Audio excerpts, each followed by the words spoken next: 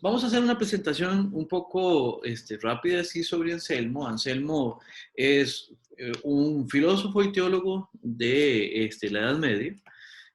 Como comprenderán, hemos hecho un salto bastante grande desde el último autor que habíamos visto, que fue Séneca, ¿verdad? Hasta el siglo XI, que es en el que vive Anselmo, ¿verdad? Aquí hay dos cosas que tomar en cuenta que me interesa que veamos. La primera es que para la época, ustedes comprenderán que siendo él teólogo y siendo teólogo cristiano además, el referente religioso es sumamente importante y me imagino que se dieron cuenta de eso leyendo el texto, ¿verdad? Es evidente. Ahora, el punto es que en aquel entonces, cuando Anselmo escribe el texto que nos toca comentar hoy, hay dos tendencias, digamos, en las discusiones teológicas y filosóficas, hay dos tendencias. Por un lado, tenemos a los dialécticos y por otro lado tenemos a los fideístas. ¿Qué es un dialéctico en esta época medieval? Un dialéctico es una persona que se dedica a, entre otras cosas, a construir argumentos. Son personas que se dedican a la filosofía o a la teología o a ambas, pero se tratan mucho de cuidar los argumentos con los cuales se exponen los temas. Y cuidar un argumento es importante. ¿Por qué? Porque es la manera en que nosotros entendemos que a partir de cierta información llegamos a cierta otra información.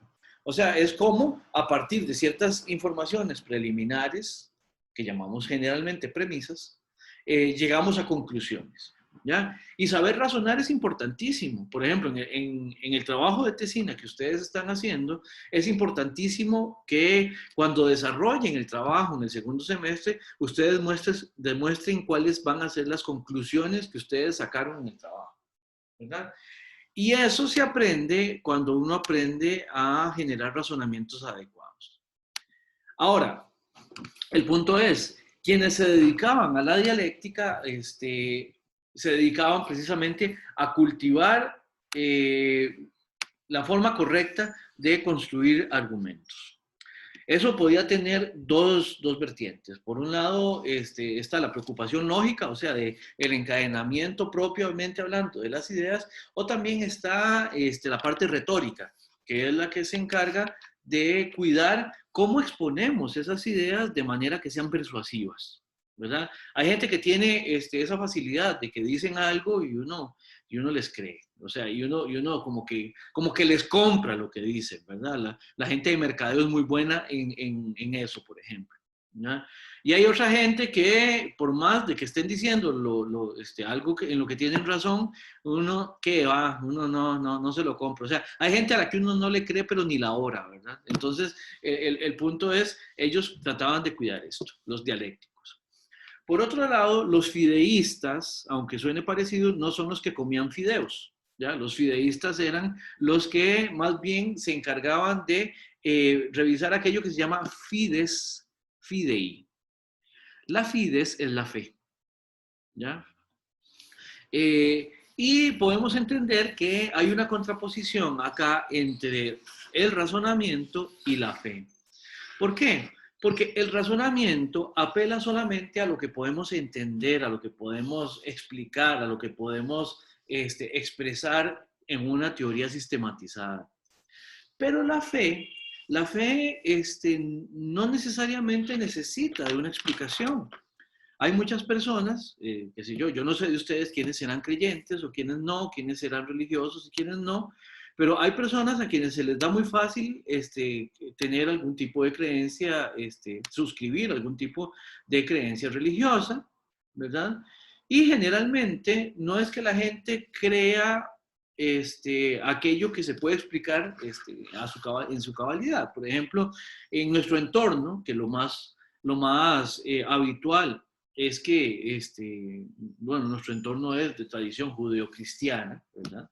Entonces, lo más habitual es que el Dios que esté más presente, por decirlo de alguna manera, es ese Dios judeocristiano, ¿verdad? Y este Dios, por ejemplo, la gente cree en este Dios y realmente hay muchas cosas de este Dios que no se pueden explicar. Lo veíamos al inicio del semestre cuando hablábamos de los sistemas simbólicos de representación que son de índole mítica o religiosa, que llegan a un punto donde ya no pueden explicar más allá, pero no tienen ningún problema con eso, ¿verdad? Por ejemplo, si ustedes revisan el libro de Génesis, que es un libro importantísimo para la cultura cristiana, digamos, para la religión cristiana y para la cultura en la que nosotros nos encontramos, ahí simplemente hablan de un Dios que estaba absolutamente solo, como flotando en una nada, o no flotando en una nada, sino simplemente estaba solo él, y de pronto dice, hágase la luz, y así empezó la creación.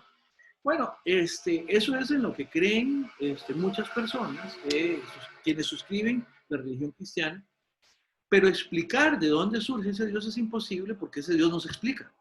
La adscripción a la religión cristiana, por ejemplo, supone que uno parte del hecho de que ese Dios existía así y ha existido siempre así y opera de esa manera con la creación. Eso se le llama fe, a no necesitar ir más allá en algún momento explicativamente hablando. ¿Se entiende esta contraposición? Ahora, si ustedes vieron en el poquito texto que leyeron, ya se nota que Anselmo, de alguna manera, como que en los turnos así, en las ferias de pueblo, aquí en el país, hay un juego que se llama La Bruja. Y uno lo que hace es que agarra un mecate y ese mecate está amarrado a un número que es al que uno le apuesta, que va a caer como una ruleta. Bueno, hay gente que compra varios mecates, ¿ya? Entonces hay gente que dice que jugar a varios mecates es apostarle a varios números, ¿verdad?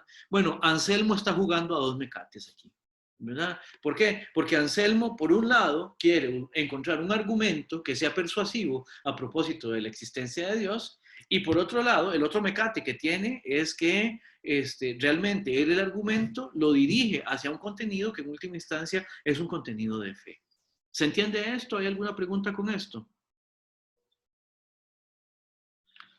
Bien, entonces, podemos decir 2 cosas que son importantes para Anselmo. Él dice que la fe, en el caso de él tiene fe, y para él la fe es más importante que la razón. Recuerden, él también es teólogo, ¿verdad? No es solo filósofo.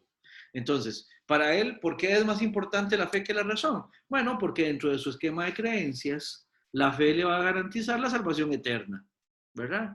Entonces, bueno, si uno apuesta con esos numeritos, pues uno entiende por qué, ¿verdad? Para alguien como Anselmo, la fe supera en importancia y en trascendencia a la razón. Él lo que decía era esto: la fe busca la comprensión, la fe busca comprender, busca entender. No es solamente creer, sino también entender aquello en lo que se está creyendo. Para creer, lo que tenemos es la fe, y para entender, diría Anselmo, lo que tenemos es la razón. Bien, para esto, Anselmo incluso empieza casi que encomendándose a Dios y todo este tipo de cosas, ustedes lo vieron, pero él genera un argumento, es un argumento muy famoso en la historia de la filosofía. Entonces, la primera pregunta que teníamos es, ¿cuál es la definición de Dios que da Anselmo? Entonces, aquí voy a ver quién me ayuda, esto así a la libre, alguien que me recuerde cuál es la definición de Dios que da Anselmo. Yo, profe. Por favor. A mi entendimiento, la definición que da Anselmo de Dios es algo más allá de todos nosotros, más grande, que básicamente nos da todo lo que tenemos y que gracias a él estamos aquí. Hay una frase que Anselmo dice que es: si no creyera, no entendería. Creo que decía que yo no lo tengo abierto. Entonces, para mí, la definición que él tiene es como la causa de todo, por así decirlo. Él en algún momento menciona todo esto que vos dijiste, pero también hay una parte donde dice, entiendo por Dios esto. Voy a decir que Dios es esto. Y él da una definición propiamente hablando. Es básicamente una cita lo que les estoy pidiendo. ¿Alguien vio esa definición? O sea, lo que me dijiste está bien, deciré. Ahora, el punto es, ¿cuál es la definición propiamente hablando que da Anselmo de Dios? Dios es ¿qué? En el texto. ¿La puedo decir yo, profe? Adelante, Jacob, y yo sé por qué a vos se te hizo fácil. Sí. Les Bueno, cuento. Les Ah, cuento, bueno, les sí. cuento. Es que Jacob está llevando conmigo el repertorio de introducción a la metafísica, a donde vemos también a Anselmo. Entonces eso es trampa. Pero adelante, Jacob. Bueno, o sea, en el principio decía que es el sumo bien que no necesita de ningún otro ser y el cual todas las cosas necesitan para existir y ser buenas, y todo lo Ajá. demás que creemos sobre la sustancia divina. Eso es lo que entiende por Dios, efectivamente. Y la definición, Jacob, la vimos también en clase de metafísica. Sí, es aquello mayor que lo cual nada puede pensarse. Dios es aquello mayor que lo cual nada puede pensarse. ¿Lo vieron? Vamos a ver por aquí. Permítame. Aquí está. ¿Verdad? Efectivamente, Jacob, esa es la definición que da Anselmo. Dios es aquello mayor que lo cual nada puede pensarse. En latín lo dice como id quod maius cogitari non potest. ¿Verdad? Aquello mayor que lo cual nada puede pensarse. ¿Verdad? ¿Lo vieron? Y es importante para él definir a Dios de esta manera. Aquello mayor que lo cual nada puede pensarse. Bien, entonces hagamos una cosa. Tenemos una pausa de 10 minutos pendiente. Entonces, aprovechen por lo menos un par o 3 minutitos de la pausa para pensarse bien esta definición, a ver cómo les va con ella. Dios es aquello mayor que lo cual nada puede pensarse.